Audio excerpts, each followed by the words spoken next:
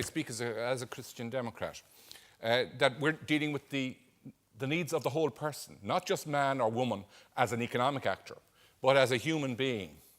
And unemployment has devastating effects on people in their lives. Not only do they lose income capacity, or income earning capacity, a long period of unemployment at the beginning of their life puts people on a lower trajectory for the rest of their lives, but also they lose self-respect, they lose contact with other people because unemployed people basically don't mix very much.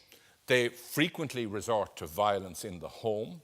You will frequently find suicide and marriage breakdown and people who are unemployed losing contact with their children. So this is a social phenomenon of immense proportions. Now, what will solve it? Obviously, economic growth, if we can engineer that.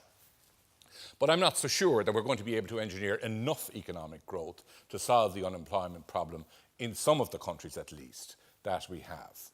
And there's not going to be one solution.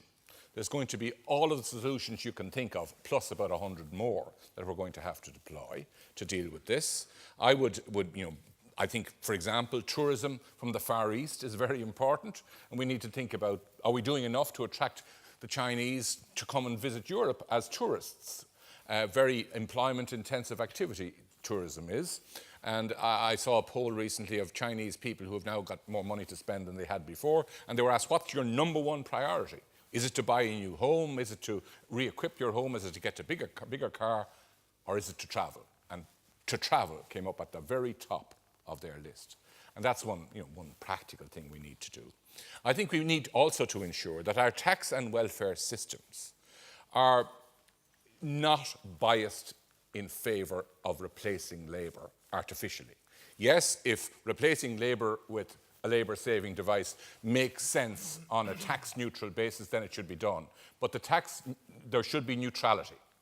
There should not be an anti-labour bias in our tax and welfare code, and therefore, because we need, at this particular time, which we perhaps didn't need when we had full employment as much. Now, I'll just say this last thing, and it is probably provocative, but if you look at Europe for the 19th century up to the beginning of the Second World War, on average growth rates were somewhere around 2%. In the period since the Second World War up to, with the few dips in the 1980s, growth rates were 3 to 4%. And we have come to assume that that's the norm. But in broad historical terms, that was a period of abnormally high growth. And we may have to accept that our economies are not going to grow as fast in this part of the world as they have been doing in others.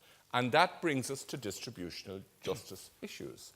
An organisation of society that leaves a large young generation of people out of work or with poor prospects, while the more older, more comfortable people are protected, may not be sustainable politically in the very medium to long term. And we need to look at these issues as objectively as we can, preserving the freedom of the market, but harnessing the market for a more socially humane outcome.